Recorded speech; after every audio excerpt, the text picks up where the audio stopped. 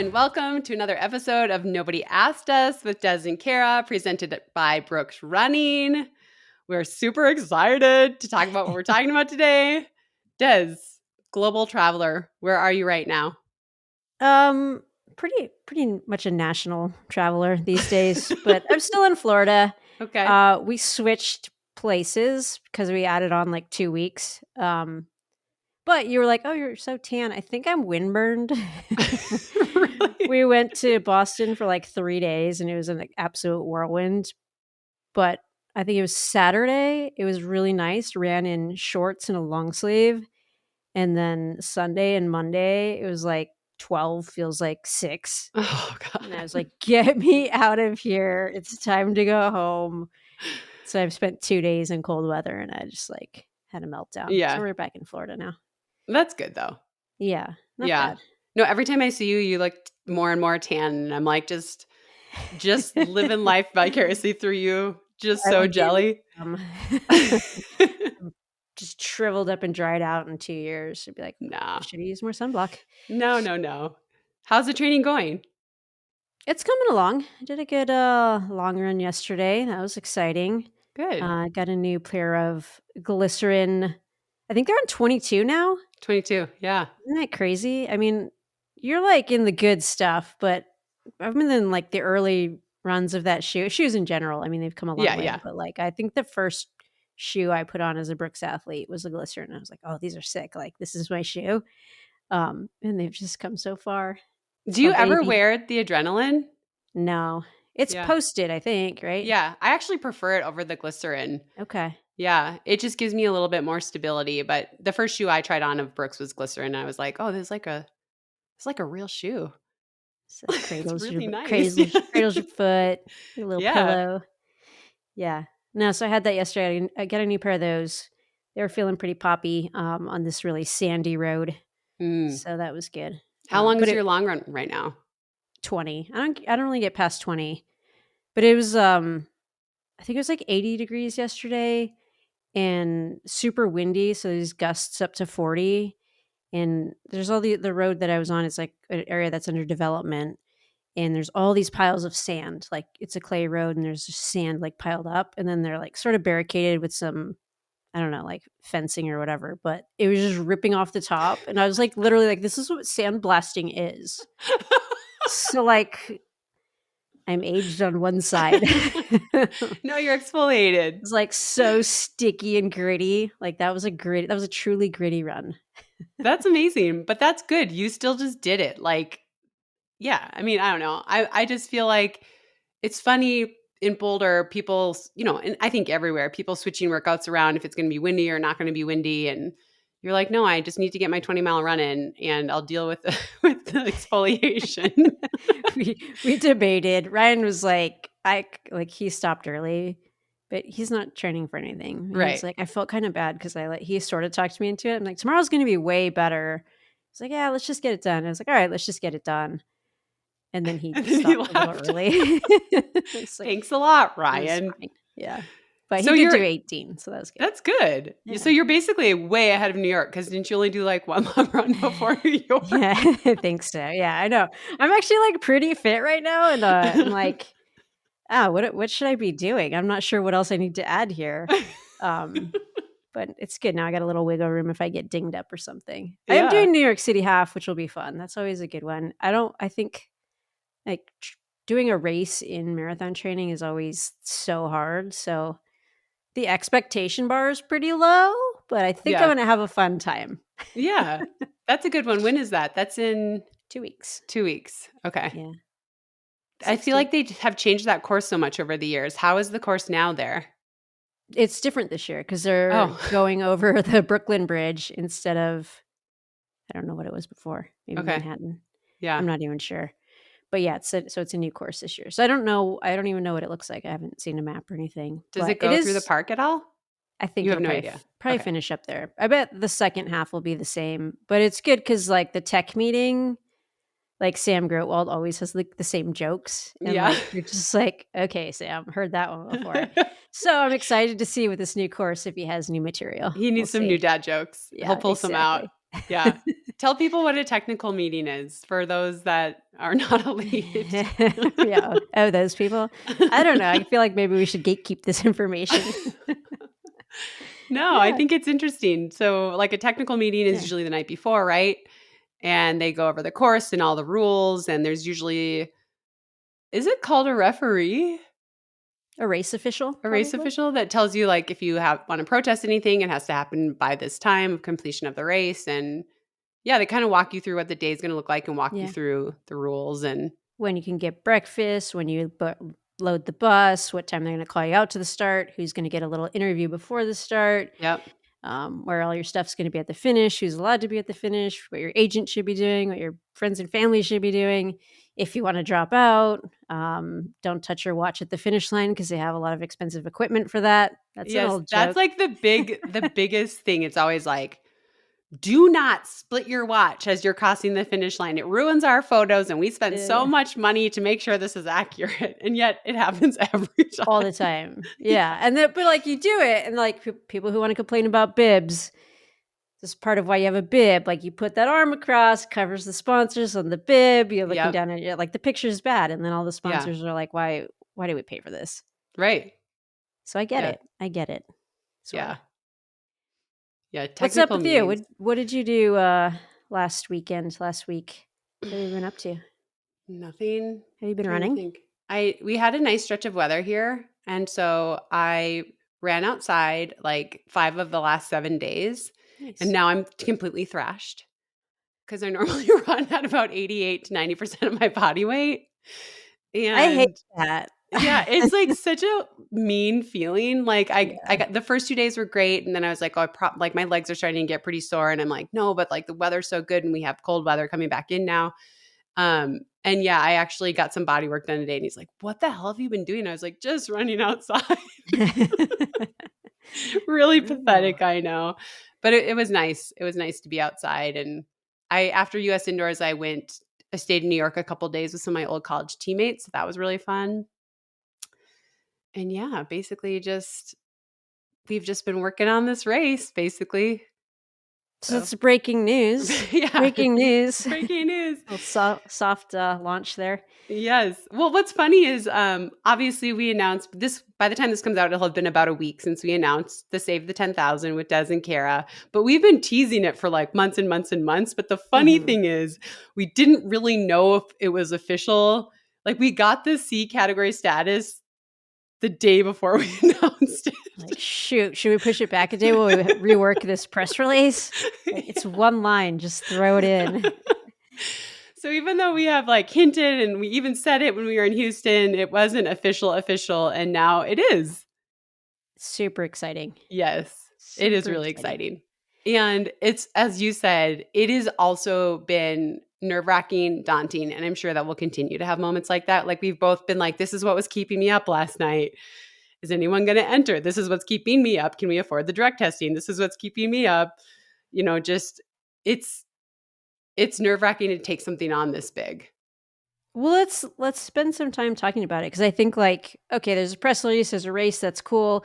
Um, there's a lot of questions around it, the what's, the why's, the how's. So let's just kind of get into it. I think the biggest thing is like, why? Like, why are we doing this?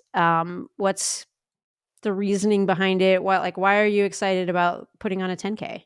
Yeah. Well, I think if you listen to the pod, you kind of know. But Mhm. basically, we've talked about how the 10,000 meters is kind of being phased out. And that is concerning to me. It's concerning to you. And it's a special athlete that runs the 10,000, but really it's become so limited. The opportunities are so limited. It was taken out of the Diamond League. Grand Slam isn't having it. There really aren't that many opportunities to run it. And there's the 10, which is the last week of March, which is an awesome event. But if you have a bad day there or you're injured and can't run there, then all of a sudden you don't qualify for nationals or you don't get a ranking for worlds or you don't get a world standard. And so we just started thinking before.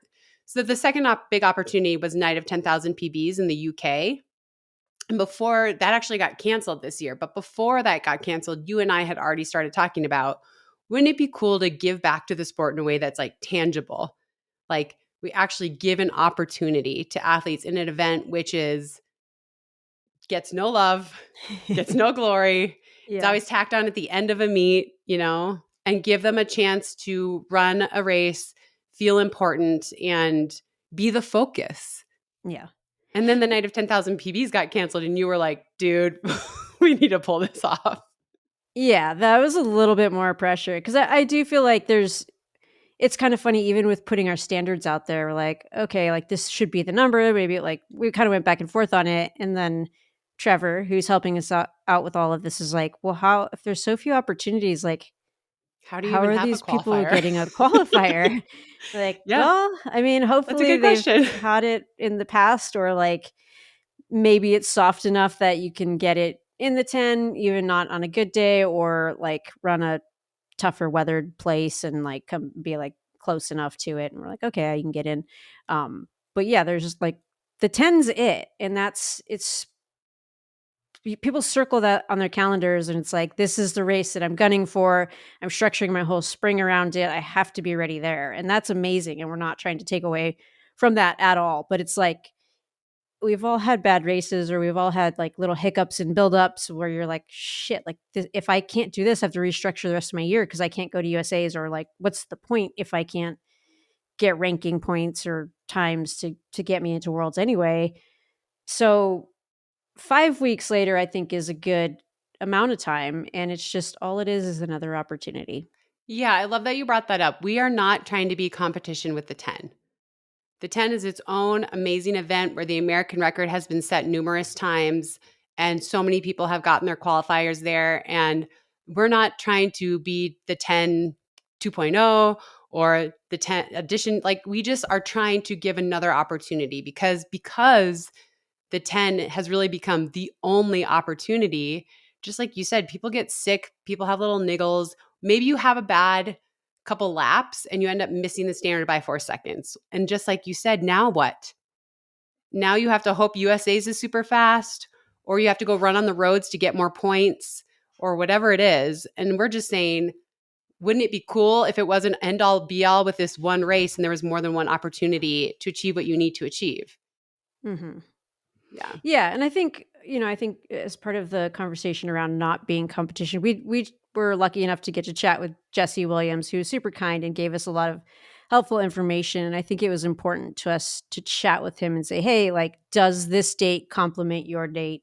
Again, we're not trying to be competitive with, but like, is there room? And he has another meet that follows the 10. He's like, I always get requests like, are you putting on a 10? Can you put on a 10? I need another chance. Like, so this date actually makes a lot of sense. It could fill that void because we don't want to put on a second 10, Right. right? So, Yeah. Yeah. So should we talk about how we ended up well, so the date, there's a few reasons why the date happened, right? Like, I reached out to some coaches, what would be good. Unfortunately, they all had different ideas. of course. um, but it seemed like May was far enough from the 10 for people to recover and come back, but it was early enough that we could find cool weather still, right? Like, one of the Mhm. coaches was hoping that we could put it on in, especially this year, in late June or early July. But it's like, where are we going to find a place where the odds that the weather is going to be cool in the United States? I mean, Eugene could be 104 degrees that time of year. So it seemed like you and I were pretty set on like it should be in May. And then we started thinking about different venues. Adam Goucher's making an appearance in the background. Hey. He's back from the gym. Um, so yeah, let's talk a little bit about why we chose the venue and why it was important to us. Yeah, I mean, I think we looked at a ton of different places. Obviously, the date was weather related, but also our schedules and Boston and things like that were important too. But I mean, I think it's a stadium, and Mm-hmm. that was kind of both of our hope is that we don't expect to fill it like Right. completely. I don't think that that's the idea. I think it's probably going to look like it's not well attended, even if it is like fairly well attended. But it feels important. It's under the lights. It's big. It's the center of something. I don't know. Jump in. You Yeah, tell I think me. that you're exactly saying it. I feel like the 10 is, again, it's like this event that gets no love, gets no attention. And it was so important to us that it was in a stadium where they have a place to warm up, where they enter, where there are stands, where even though it will feel empty, it just is what it is. Like high school kids, you're free. Everybody else, we'd love to have you there. The charge will be minimal. It's just to help cover costs. And, in my mind, everyone circles the track and cheers everybody on. But I just wanted it to feel important. 10,000 Mhm. meter runners are just like, oh, add ons minus like the 10 situation, that race. And we both were like, we want it to feel important. Like, no, you're not at the end of the meet when everyone's leaving. You are the meet. This is the meat. And you're Yeah. you're important enough to be in a real stadium and to have like a real facility. And so that made our budget rise quite a bit. Let's talk about that a little bit because I think we haven't announced a single sponsor, Yeah, and we're getting there. We're working on it, but we've obviously put this press release out. It's happening. It's 100% happening. it's So let's happening. just talk about the funding a little bit and how this has been going Yeah, so we have a few sponsor commitments, but really you and I are just paying for this. for now. And hoping that sponsors come on and that we don't, as you like to say, lose our shirts in this. I believe sponsors are going to come on and they're going to support it. This is not something that you and I are doing to make money. No. It's truly like giving back. Yeah. Like that is the goal. And so, yes, I think that we have talked to different potential sponsors here and there. We do have, just to be clear, we do have a few people signed on, which we're super excited and thankful Mhm. about, but we still have, about half our bills to pay. Um, Maybe more. Um, but we hope that now that it's on the calendar and people know it's happening, it's been given the Bronze C status, which is important for rankings and prize money and all that stuff, that more will come on. But when we started this, nobody gave us money. Yeah. We talked to a few people and they're like, well, maybe. And Let we us were just, know how it shakes out, and if it looks awesome, we'll definitely jump in. yeah. Like, shit. And I will say, like, I feel I have to give so much credit. We have to give so much credit to Trevor Rhodes Oh, because yeah. you and I had talked about this for a while and then it felt too big. And I was running with him and I'm like, well, Des and I want to do this thing, but like, we just don't know how to, like, I don't even know how to begin. And he was like, well, how hard can it be? And it turns out pretty hard, Yeah. but he's He's gotten it learning. done. He's Yeah. learning as he goes. So he has a background in putting in virtual events and road racing events, but never anything on the track. And so he has worked so hard to do this. And I think at the beginning, it wasn't that people were like, you guys can't do this, but they were like, there's a lot of work that goes in. Like, you guys have no idea. And they were right. But for Mhm. me, that made me more like, we're going to fucking do this. Yeah. Every time someone was like, well, I don't know if you could get ready by 2025, I was like, no, we are. Yeah, like, why not? Like, let's Yeah. go. I think that's the thing is, like, you have to give yourself the deadline because if you Yeah. don't, you're like, "Well, next year we'll figure it out," and then you're in the same spot starting, and you're like, Yep. "Oh, well, this is the same time I tried to start last year. It wasn't enough time." But if you make yourself do it, you just figure out ways to get it done. It might be more expensive that way where you're like, "Oh, shit, we're putting out fires," and, like, here's just money, figure it out. But I think we'll learn a ton, Yeah. and that'll help. Do you see this as like an every year thing? Or are you like, let's just get through year one, see if it fits the bill, like if it makes sense, if it people like it, and then go from there? I mean, I would love to see this be something that athletes can count on. Part of the reason we landed on the date as well is that in the state of California, they have this really long road to the state championships. So there's really only a couple weekends in the time frame we were looking at that we could Mm. do it at Mount Sac too. I would love to have this be something that athletes know every year is going to be there. They can count on it. Maybe if they're dinged up in the winter, they're not risking to run the 10, or if things don't go well at the 10, they're not just devastated. They're like, it's okay, we can go to save the 10,000. Um, so for me, I would love that, but that will be determined by after the race. If the athletes are like, we had fun, we appreciate the opportunity, we would come back. If they're all like, you guys suck, this is the most disorganized thing ever and I hated it, then obviously, like, okay, well, Right, like, never got it. mind. That's fair. Yeah, what about Um, you? yeah, no, I mean, I think it's kind of funny in talking about it. We have a lot going towards this year, but there's a lot of moments where like, well, next time Yeah. we're gonna do, or next year when we're more established, we'll add. And there's so many of those things that are super fun that I'm like, I want to be doing those now. Yeah, But like year one is keep the main thing. And like, let's see if we can knock the main thing out of the park. And then we'll go from there. But yeah, I mean, I think once you get one under your belt and you learn the ropes and kind of establish yourself, then it's like, okay, how can we elevate? How can we elevate? And then you just keep raising the bar. So hopefully we have a good experience, but I think we have a lot of work out I in front know. of us You yet. know, I was just thinking in my head, kind of giggling, maybe we overwhelmed people when we first started talking about this in the fall because we were like, we could have a 10K on the campus and then a kids mile and then this and that. And I think they were just like, you guys are You can't do crazy. that. You can't do that. Not wrong. And it turns out, yeah, we needed to just simplify and get the goal done, which was to provide another opportunity for athletes. Right. Yeah. Yeah, and I mean, this won't be night of 10,000s in year one. Like, we don't have No. a full show of like 10Ks running all day. We're probably not going to have a beer garden. Don't see that in our future. Probably not going to have a unicyclist with flames. You know, you mentioned fireworks briefly, and Trevor was like, yo, this is in LA. That's like saying bomb on a plane. Do not say fire in Yeah, that LA. got shot down really Yeah, no. quickly, which makes sense. Yeah, It makes total perfectly sense. Yeah. logical. So, a lot of fun ideas for the future, but for now, we just want the athletes to be the show, right?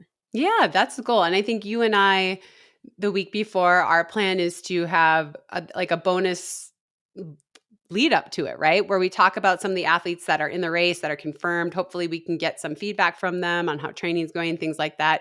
I mean, that's the thing is like, we didn't call this the Nobody Asked Us 10,000 because it's not about you and me, right? And it's not about our pod. So all of the episodes that we'll be doing leading into this, we really want them to be focused on like how the race is coming along, who's going to be in it, like how did they feel about like obviously we would love to do a post show like afterwards.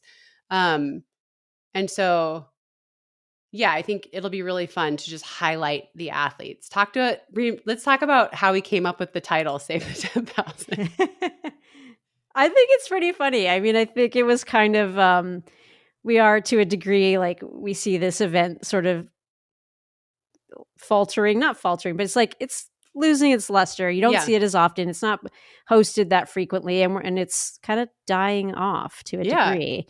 And when I was asking my friend to work on the press release, I was like, the name's supposed to be kind of funny. Like, we don't think we are saving the 10,000, but it's like, you know, the dodo bird and the woolly mammoth type thing. And she's like, I have the line for that. So, like, we don't want to see this thing die. Yeah, and I think it's still at the Olympics, and I think anyone that watched the men's 10,000 was the first final at the Olympic Games in track and field, and it was electric. And if you're American, you were totally invested, and it was an incredible way to end the first night of competition in Paris with Grant Fisher winning that bronze medal. And so for us, it's like that could be all the time. Like this event is so interesting and it's so cool. And why is I've heard it being discussed. I've heard it being discussed as something that's on the chopping block.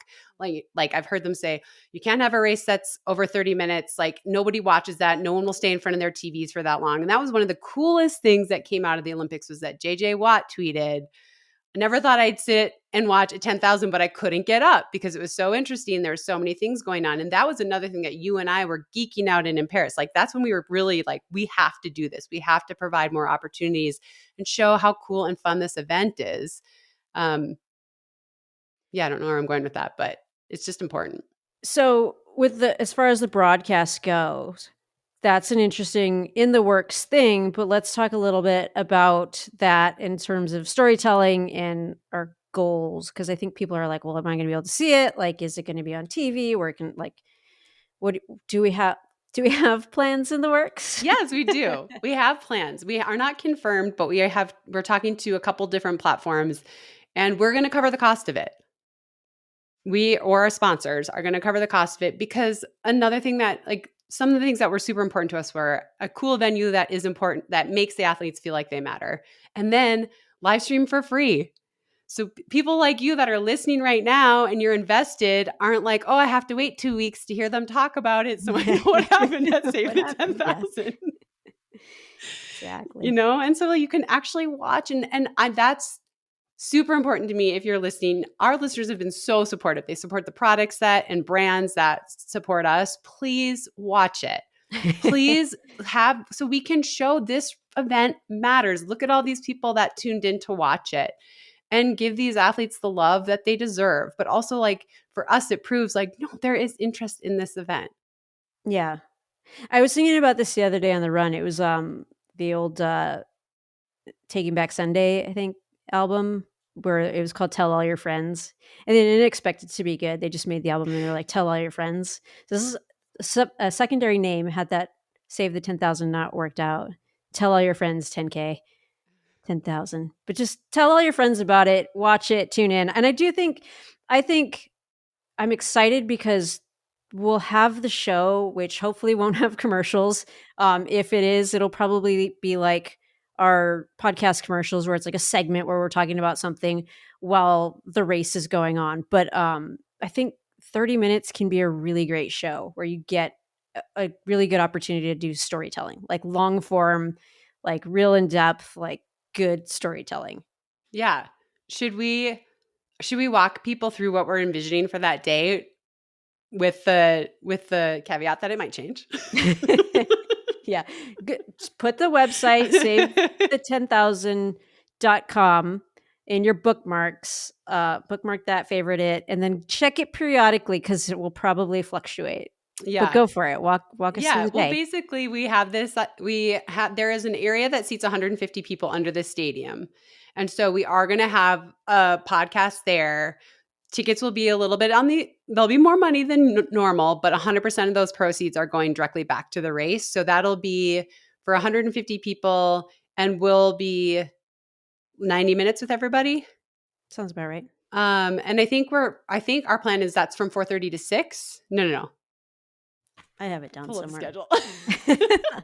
It's somewhere. 5 to 6:30 Keep maybe? chatting. Oh god. See, and then basically we work our way out into the stadium and we kind of 5 hang to out 6:30. 5 to 6:30. So we go to the stadium, we hang out a little bit, and then probably about 30 minutes before the race starts is when the stream will go live, is in our Mhm. heads. And we'll talk a little bit about the history of the race, what we're trying to accomplish, who's there to compete.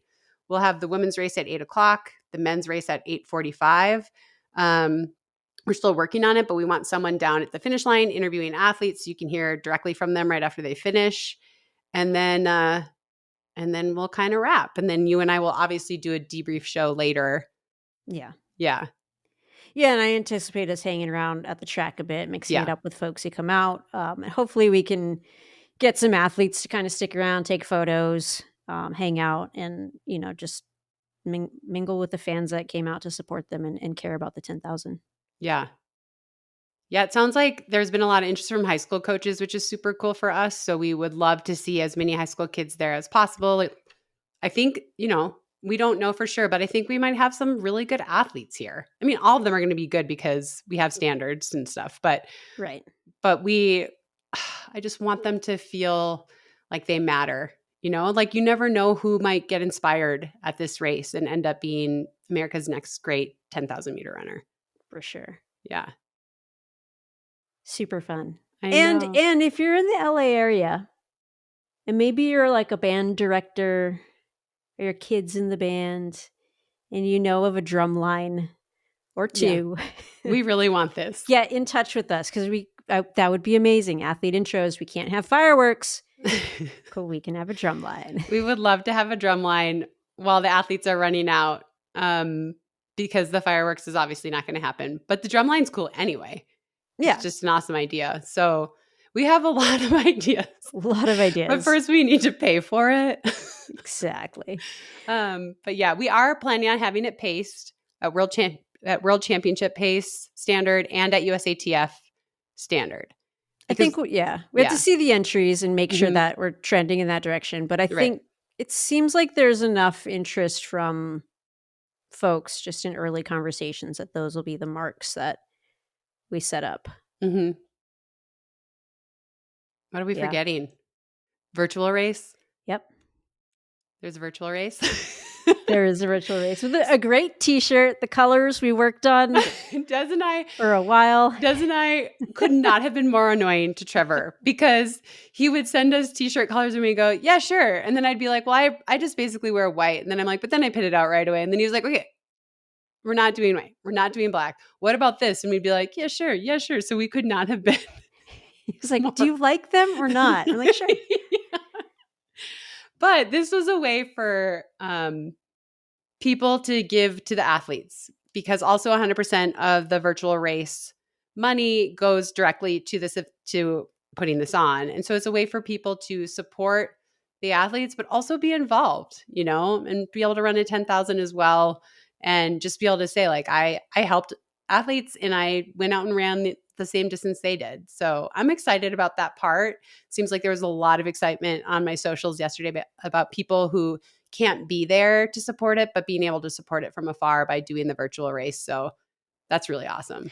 Do you consider it a virtual race or a virtual run? I consider a virtual run. Okay. Yeah. But if you want to Just race it, you do curious. you. Yeah. But I we're not mean, putting up leaderboards or okay. anything, Yeah. right? So No, it's we're not doing that. I don't know. That's a Trevor question. It would be kind of awesome to have results at the end, but I feel like I don't know how I think he's he'll kill checking in us. on I that. think Yeah, he'll he kill us if probably we will. bring that up That now. probably will cost another amount of money that we don't have. I think that is interesting. It has been shocking to me how expensive it is Yeah. to put this Every on. time we like say anything, even an It's like, idea costs extra money. 'Cause you're like, yeah, well, you wasted 20 minutes. That was $15. it's been for me just really crazy. So the virtual race, I think, is going to be an awesome option for people to just get involved, feel like they're running with us or racing with us. I don't know about timing. I think that's the hook right now. We didn't know the hang up right now is if we didn't know if that was going to be that's a Trevor thing. Yeah, definitely. I Maybe we can mean, get it like a top 10 or something. Or yeah, use the maybe. hashtag Yeah, people should save the 10,000 and we can keep an eye on the that's a way to leaderboard do there. it, to, like, write in our comments and hashtag it, and then we can look at the leaderboard of who's winning. Yeah, I like that. Yeah. I mean, I really wanna share with people some of your ideas that you had, some very creative ideas. Should I I just feel share like them? or someone's gonna take them for sure. Oh, yeah, No, let's hold no, no, on to you them. could No, no, no, they're you're they're right. actually not that good, but No, they're great. It just was costing a lot of money. yeah, there was like Basically, without giving too much away, because I still think it's a great idea and I wanna do it next year, Des basically wanted to have, like, a money gun and challenge high school yeah, kids to do right. like, yeah, run certain paces and just she's like $1,000 for this and I'm like $1,000. Then you were like $100. I'm like No one was $100. gonna do it, like, they had to go so fast, like, please. If they did it, $1,000 cash. So maybe that's year 2. Maybe Yeah. that's year 2 of Save the 10,000, but Or Kara, we have a donation tab. we If do. you donate enough money, we can give out cash on the track to kids running fast. I think that that's Okay. the move. I I did have a like, you know how they have the GoFundMe thermometers, which I don't feel like this is a GoFundMe because that seems like it's for us. It's like right. just help this event. Everything Right. goes right back to the event. We're not Everything. taking money. It's like this Mm-mm. is the prize pot might get bigger, or like we'll get the money gun at the finish line or whatever. It's all going to the event. But like I wanted like a thermometer, like like every dollar helped like to 10K was like we're saving the 10,000 like a kilometer at a time. I like that. Yeah. So I Maybe like next year. yeah. I do like Trevor wanted to do like save the turtles, save the whales, save the 10,000. He kept pitching that idea. And I was like, Great. no. You shot it down. It But was it is a good idea, the actually. woolly mammoth and the dodo were the ones that made it. Yeah. I mean, they didn't make it, but they made the press release. Well, we're still figuring a lot of it out, but if anyone in the media wants to come and cover it, we'd love to have you, photographers. We would love to make this as cool and as best as it can be for the athletes competing. So let us Yeah, know. and, athletes get entered, get excited. We Yes. wanna make you have an special event, feel like the center of attention, put on a proper show, and we're working really hard to make it happen, and we hope that you'll, trust in us enough to come out and give it a try at our meet. And I will just say, because we've both had athletes reach out. Yes, this is open to international athletes as well. So this isn't just for Americans. We have the American pacing at the USATF pace in there because we want to help people achieve that standard. But this is open to anyone who has run the standards. We don't care. We want to just help athletes in Right. general, right? Yeah. So, and then we also have had a lot of questions about pacing lights and which is funny because someone wrote on my Instagram, but will there be pacing lights? Just kidding. I'm like, nope, that's been asked. I Not the think first person. Yeah. not the first person. I think that's something we're working on. Depends on how much money we raise. Definitely pacers, physical pacers will be there. But we are still working on that as well. But we would love to have anyone and everyone. Please register, though, as soon as you think it's a good fit for you, because we would like to fill the fields. Right. And so there will be people who are waiting, wondering if they're going to get in or not. But Yeah. we'd love to have everyone. We can't wait. Yeah. I will sacrifice the money gun for the pacing lights if it comes to it. If we must. Just imagine Des just letting it rain all over the track. Just do it with Monopoly money on year one. Like, we just wanted to see how this would work. Yeah, that's basically Scrounging. just like a rehearsal. Come back next year. Come back. Maybe we'll have real money next year. Just save the date. That'd be Oh, amazing. that's awesome. That's funny. Okay, well, we are so excited to have it be official, and we appreciate all the excitement online, and we hope that translates to people coming out, people coming to the live pod when we announce that, and people doing the virtual run And watching. athletes Even just and watching. Yeah, even just clicking it on while they're running. It'll mean a lot to us and to the athletes. So good job. We've announced it. We've launched it into the world. That's the easy part. yeah, I know. Next part is execution. So yes. we'll be working hard on that for y'all. Yep. All right. Current events. You want to talk about some recent stuff, recent results? Sure. So basically, the big things that happened since we talked were U.S. indoor champs and U.S. half marathon champs. Do you want to talk about both, or you just want to pick one? We can talk about both. You need to talk about indoors because you did all the homework there. I really didn't. U.S. indoors is an interesting meet. You were calling them. It's an interesting meet though, because it's like, for me, we don't call the 3000s, and then we just call the 1500s. So it's like a weird event to work. It's like the easiest lift I do all year. It's just like the men's and the women's 1500. Yeah. Do you do a recap? You do like a quick. We do a recap. Yeah, okay. We show that. I would say that both the men's and women's 3000s were so exciting at the U.S. Indoor Championships. So can we bump one of these miles? Yeah. Can we just put this in there? They were super good. Hobbs Kessler, won the 3000. He actually won the double. And in the 3000, it was down to the wire. I mean, he won by like 100th of a second. And I really like Hobbs Kessler. You texted, you're like, he needs to be on the pod. It's true. I love this. I'm going to put that into the universe, just like we put into the universe the 10,000. I love this guy. He's so young, but he's just like not afraid. He's so dedicated. One of the things that last year I really appreciated about him was he was like, I'm not a great tactical racer. That's what I have to do to move up. He put himself in all of these tactical races. He learned how to read a race better. He ended up getting 5th at the Olympics. And then he goes to the US Championship, and he had some quote like, I don't know why we're chasing fast times. Like, we should be racing each other. And I was like, we need him on the pod. Yeah. And I like that he's kind of like putting himself out there a little bit. And even after the 3000, which he won, it was, Lewis Johnson's like, how does it feel? And he's like, this is my first national title. Like, being a 1500 meter runner in the United States is like really hard. Like, I got 5th at the Olympics and I was the 3rd American, That's crazy. But even then he was dissecting the race. He's like, oh man, I probably should have, been a little bit closer as I came off the turn. Like, he's just really thinking, and I'm excited about him and the future of the sport. So I'm going to put it into the universe though. Hobbs, if you listen, which I doubt you do, we would love to have you on the pod. I think you're super interesting. And he came back the next day and really dominated that 1500 and ran it, controlled it. And I think that's a new place for him. right? Like Mhm. he's always kind of following Cole Hawker or following Yard and Goose. And so that was a new role for him where everyone's looking at him. And he handled it so well. He controlled the race. When he wanted to pull away, he did. And I was really happy for him. It was a great meet for him. I liked seeing him in the 3K this year. I think it reminds me a lot of Whiteman after the Olympics was like, I just wasn't strong enough to get through the rounds. I need to work on a few things. And like he really tackled the indoor 3K. And then the following year, Josh Kerr was like, I saw what Whiteman did and we altered my plans. And like he did the big half marathon and then he kind of worked on the 2 mile 3K.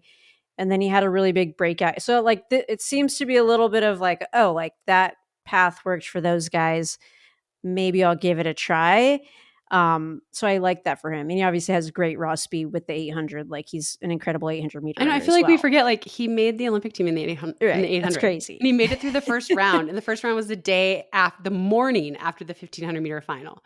And so, yeah, I was like, we never mentioned that. Where I was like, oh, he went to the Olympics. And I'm like, in 2 events. He went in 2 events. Pretty good. Yeah, really good. And then we could just quick hit on the eights. Josh Hoey broke his own American record, just running away from everyone Yeah. down the final straight. I don't call that, but it was like super impressive. Do you think you'll call the 800s again? Like, do you think there's going to be a shift there where it's like we lost not lost, but like the big stars were Brazier and a thing Mo, and now it's like, it seems more distancy, or I don't know. Is that No, like I think I'm shut out. really Yeah, okay? I'd love to call it, but Yeah, I think that Otto and Sonia, that's their they event. cry. Yeah, And last year Sonia was gone at one meet, and I got to call it with Otto, but there was like no discussion about it this year, so that's okay. I okay. mean, I'm just curious. yeah, like in technical or not technical production meetings when they're talking about the 800, like I'll offer this or Insight and that, and like, they're yeah, super open to hearing. Like Otto and Sonia are super open to hearing like my thoughts on stuff. hmm But yeah, I don't think so. I think it's funny because I'm always like, I want to call the 800, and then I'm like, how would I call the 800? That, like, think about that at a world championship. I would like probably go insane because I have the marathon and then it's a everything lot. down to that. Yeah, But I do love the event, and I wish yeah. I called it. All right. And then in the women's 800, Nia Akins looked great. Mm-hmm. Like, she has looked not really like herself, and it was like it all came together. She looked so strong and confident, so she won that, which was cool to see after a kind of a bumpy road since the Olympics a little bit. So she looked awesome. Yeah, and I thought I think it was Valerie Tobias, Yeah, a breakout race. I mean, like a breakout. lot of people saw it coming because she looked really good all indoor season, but just at smaller meets, Mhm. and then it like showed up on the day that mattered, which And is good for cool. her. Like, she went to the lead and pushed it. Right. Like, she was like, I know I'm in shape. I'm going to make this happen. And she did, she ran her way onto the world team. Like, Yeah, that's awesome. that was pretty cool. And then for the women's 3,000 and 1,500, we also had a double winner, Nikki Hiltz, who looks kind of unstoppable right now. Yeah. Kind of wild. Like, Nikki Hiltz has just stepped it up year after year. And I'm always thinking, like, what more can they get? Like, they're really, like, each year it's just so much more confidence and so much hmm more, I feel like, race sense. Yeah, And that they just keep getting consistency is better. like filling Yeah. in. Right. Yeah. So the 3,000 was really Shelby Houlihan led pretty much the whole thing. And then Nikki tried to go by Shelby on the backstretch, and Shelby matched it. hmm And then Nikki went again hard down the home stretch and was able to break away. And I have to say, for someone who hasn't raced in 5 years, I thought Shelby did great. I mean, Oh yeah. talk about being rusty in race situations, right? Right. Yeah. Well, like we just said, like Hiltz is no slouch. No, They're Hiltz on has the been up and running, like they're yeah, at their for like prime, right? 3 years now, just crushing it. And but I was impressed that Hiltz won that one because it looked like Shelby had controlled it and was kept squeezing it and squeezing it. And it hmm seemed like she was just running it perfectly, but Nikki just hung in there. Um, and then in the 1,500, and then Whitney Morgan was charging so hard too. Ended up third, but we'll get to go because Nikki's not going to run the world Okay. championships. And then in the 1,500, gosh, it's so crazy because that race just goes by so fast. Oh yeah. But that was another performance where Nikki won. I feel like it was pretty dominant. Shelby was hanging back. I thought maybe you're trying to roll Mhm. reverse from the day before. But that's where I felt like you could tell that not that Shelby is not good enough, but just doesn't have the has just been Yeah. out of Out of racing for touch a with it, while. right, Yeah. like rounds and Yes. coming And back like the and tactical yeah. stuff, just think she needs more time. So Shelby ended up, I believe, fourth, and then Sinclair Johnson was second, and Heather McLean was third. And so Sinclair and Heather will go off to China in that event. So yeah, it was a great meet, and both Hobbs and Nikki both did the double, which I thought was super cool and Mhm. also risky, right? When you're known as the 1500-meter runner and you run the 3000, it's the day before, and now you're racing your event on tired legs. It's Yeah. impressive to me. Indoor seasons where you take those chances. Yes, yes, I There agree. was okay, here's the thing. There was a comment last year, and this is a little different because it's in the Olympic year, where you're calling, and it's not you specifically, but let's say you're calling Worlds and you're talking about it is like how it fits into the larger season, right? Like, okay, this is really great experience for the games. The rounds are getting ready for like you're seeing the competition. Do you think that that's something that should be changed, or is a good way to call it? Like, should the world just be like, this is world championships, this is only about today? Or do you think that's like misleading the audience about the year as a whole? Like, should it come into the context of like, this is an Olympic year and actually this is great, but this is helping towards that?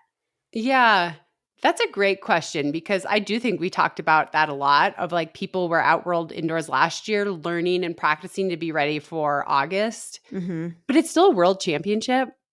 One Mhm. thing that like I understand, but so many of the athletes are not going to the world indoors. And the two main reasons cited are one, it's in China and it's a long trip.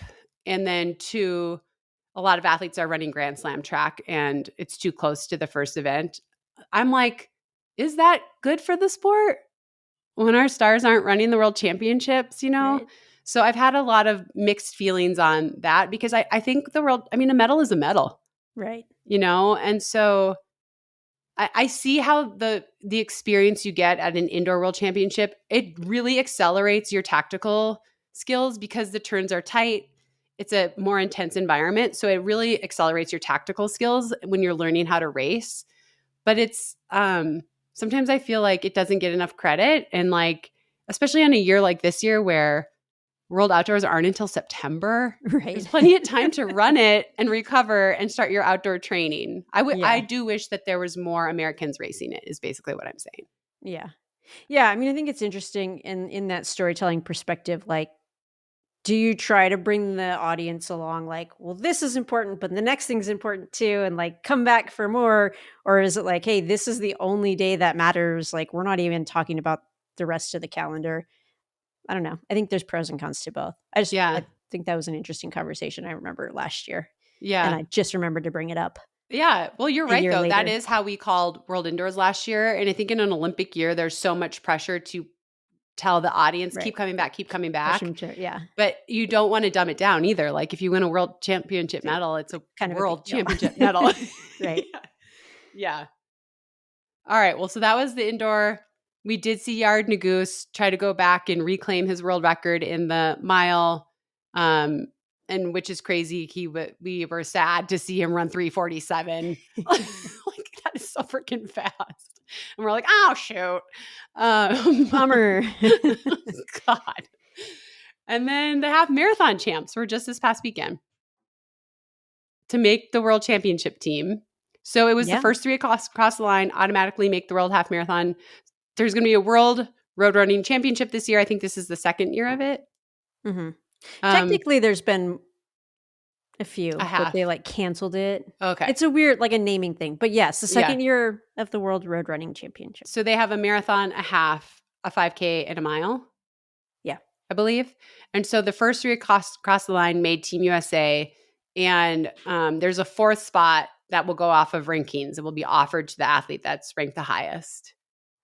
Yeah. I loved that it was in Atlanta on a hilly course in some weather that just like made things so much more interesting because Houston's fun. People go rip and it's like, they run these massive PRs and it's exciting, but like it goes to form generally. Like there's nothing that makes you pay if you Right. make a mistake early. So this was kind of fun to see people take chances, maybe pay the price a little bit, suffer, regroup, and then kind of pull it together. And I feel like it happened a little bit on both sides.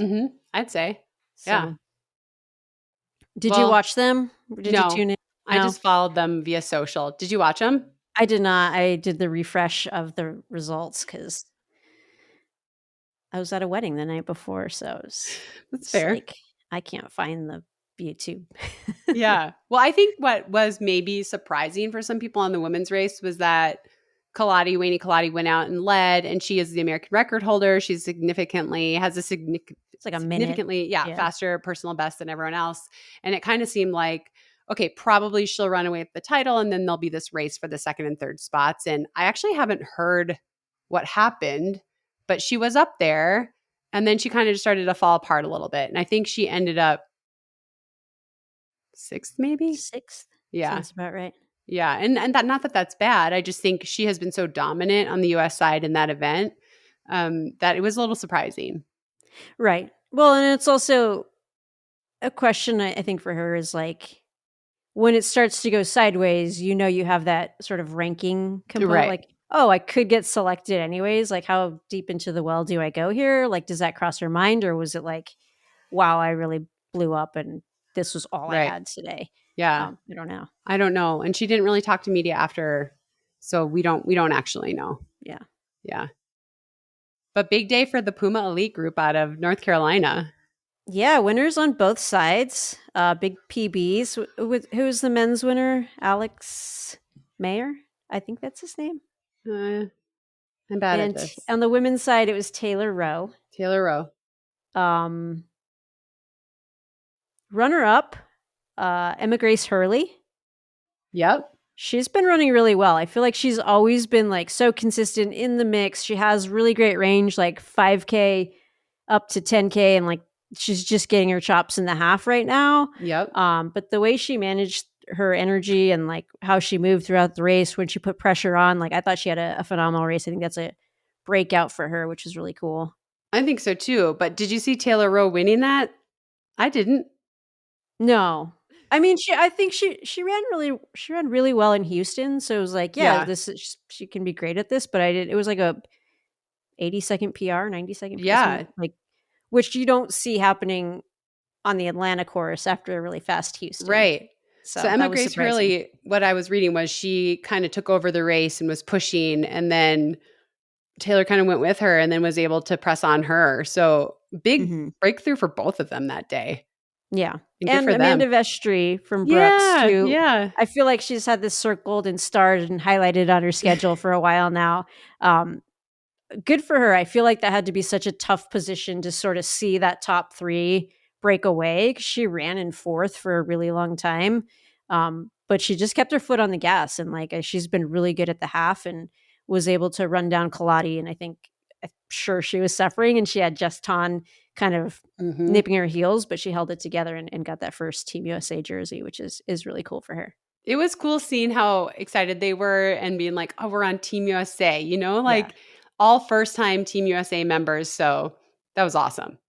Has Emma been on a team before? Has she been on a cross team?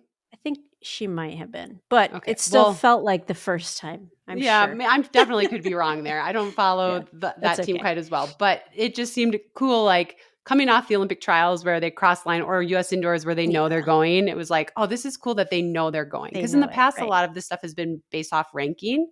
right. So they had to Hurry up race and for their wait. spots, which I thought was Yeah, awesome. yeah, And then, and yeah, Jess then McLean ended up fourth. did you And get I'm the like, rest of the men's side? yeah, okay, you Okay. were right. Alex Mayer, Mhm. 60-48. It's cranking on that course. Yeah. And then Shadrach Kipchirchir was second and Hillary Bohr was third. And Hillary Bohr talked about how he was going to take it out hard and like no one was going to go with him. And then I think maybe he was a little shocked that the way it ended up, but he still got Yeah. third and he punched his ticket to San Diego, maybe not somewhere else, but he got He's his got spot. some great range too. I feel like he's been Yeah. at this a long time, and he's a steeplechaser kind of when Yeah. he really got going, and now he's shifting to the roads and doing quite well, obviously. So that's Yeah. fun. I like him. He's a good, like one of my favorite stories from the Olympic trials, but we didn't get to tell it was that he broke his foot the year before, and he's a steeplechaser. And he would, whenever he was hurdling and he landed, it would hurt so bad. So he had Hmm. to relearn the steeplechase and hurdle with the other leg. And I was like, I was so excited to tell this story at the Olympic trials. And then unfortunately he had a fall there and we didn't get to tell it, but such an impressive guy. I mean, like, imagine that. Right. Like, Hey, it's like relearn your sport. relearn your sport. Yeah, it's crazy. So I'm happy to see him make that team. That's cool. But that's what led to some other news, which was not as happy, which is that these road running championships were going to be in San Diego and all these athletes were making Team USA in their home country. But along with our announcement yesterday, there was an announcement that that's not happening. Yeah. For whatever reason, and I think that will probably get dug into and we'll learn more sooner. Mhm. But it was shifted from San Diego to a different location and probably a different date later in the year, neither of which have been announced yet. So it was a really vague, short press release. It was like, this isn't working out. We're going to make sure this is a seamless transition more soon, Yeah. which is hard after you just made that team. It's super hard. You've been so excited and you, like you said, you've had it circled and you're ready, and it's a huge wrench to have thrown at you, but hopefully they'll know soon what the date is and where it's Yeah. going to be, and they'll still get to go and, represent Team USA. I'll be really intrigued to see kind of the news unfold about this and like what exactly happened. I mean, I know the crew that was working on that bid, super knowledgeable, Tracy Sunland and a lot of the folks who did Rock and Roll San Diego. They know their stuff, so it'll be fascinating to see what exactly didn't click Happened. and why it got switched. Yeah. I know we almost held our announcement. I don't know. We did. We almost did, but you're right. You were like, it's good news though. Yeah. Well, like, So, let's have good news along with this kind of sad news. So, yeah. yeah. All right. Well, on Is the that everything we wanted to talk good about? news, on the good news note, do you want to do a top 5 or you want to just call it? How you feeling? Let's do a top 5. Why not? Okay. Okay. Do you have anything that you're I do excited have one about? thing. Okay. I Well, we need 4 more. Okay. I'm going to shout out Heather McLean. I'm pretty sure I've already Ooh, shouted her nice. out this year, Yeah. but she made the Tokyo Olympic team and then has kind of struggled and been injured. And then she came back this year, finally healthy. She won the New Balance indoor mile. She was second at Milrose and she made the US team. She finished third, but since Nikki Hiltz isn't going, she gets to go to China and represent China. And then last weekend, she ran 4:17 and became the Yeah. second fastest American in the indoor mile. And I'm just like very impressed when the sport has evolved while you've been injured. Like, it's already hard enough to come back from an injury, but when you come back and like, oh, in the 2 years that I was a little bit dinged up, Yeah. this my event got even crazier. I'm just super impressed to see someone come back and to come back the way she has. So I'm really rooting for her. I'm excited to see what she does in China. Love it. Good one. All right. I'm going to pick an athlete as well. I'm going to go with Jess McLean. Bring the Pain McLean, who I always root for. I thought she ran really tough in Atlanta. I think that people are like, oh, 4th place again. And like it becomes a thing. Um, but like seeing her be so excited for Amanda, her Brooks teammate, was really cool. She was like, I know how to be an alternate. I know what this is like. I can be ready. And also, she's getting ready for Boston. I Yeah. think how she ran that race on that course was like a really good sign for what she can do in Boston. So I thought those were all really great things for her. And I'm excited about where she's at. And I think she's just like a great ambassador in general. Like she's just always upbeat. And I think the thing with the like getting the same position, that same place a bunch of times, like I was runner up at 2 trials and I was runner up at Boston.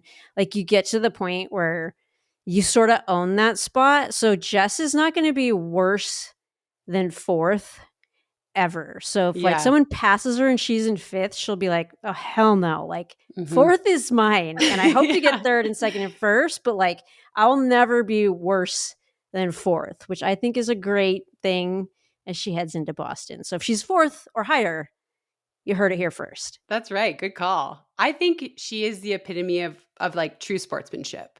Mhm.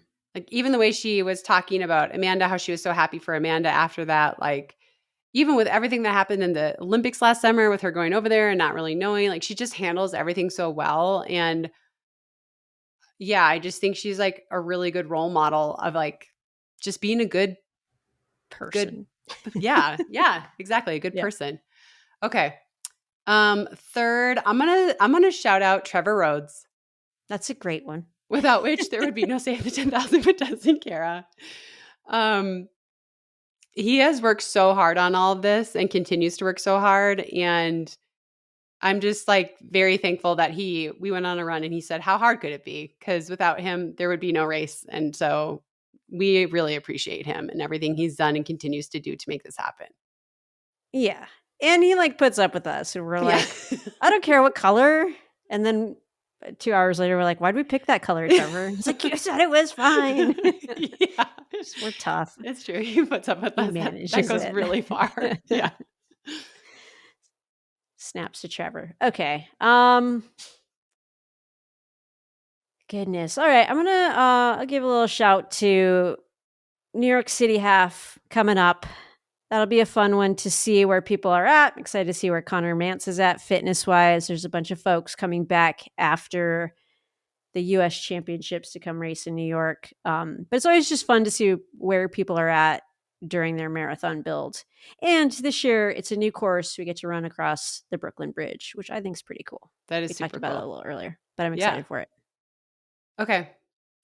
I'm actually going to give my final one to you Yay. because That's you're training awkward. hard and I know that you care about this race.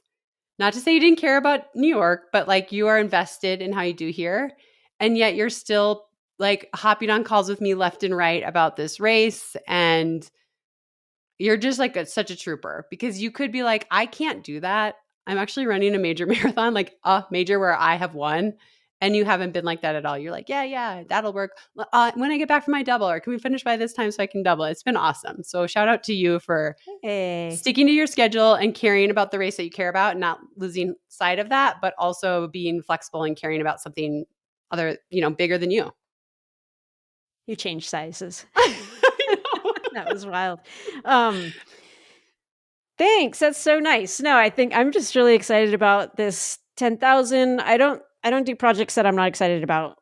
So it's super easy. And like, I'm excited about Boston. I'm excited about the 10K. I have a handful of other things going on as well.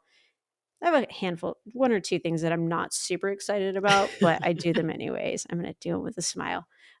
But yeah, it makes it easy to jump on these calls when we're fired up and we feel like we're doing something good. So thank you for managing a lot of it. You're like pulling a lot of weight with this 10,000. I was like, I'm taking my name off No, because should be your thing. But you haven't thrown me off yet. So thank no you. way. Couldn't do it without you. So shout out to you. Love it. All right. So great show. Hit the link in the bios or the show notes. There's Save the 10,000. There's a virtual run. There's ways to donate if you want us to help save the 10,000 $1 at a time. All kinds of options there, but we appreciate all the help and all the love that you're showing the event. We really do. Thanks, everybody.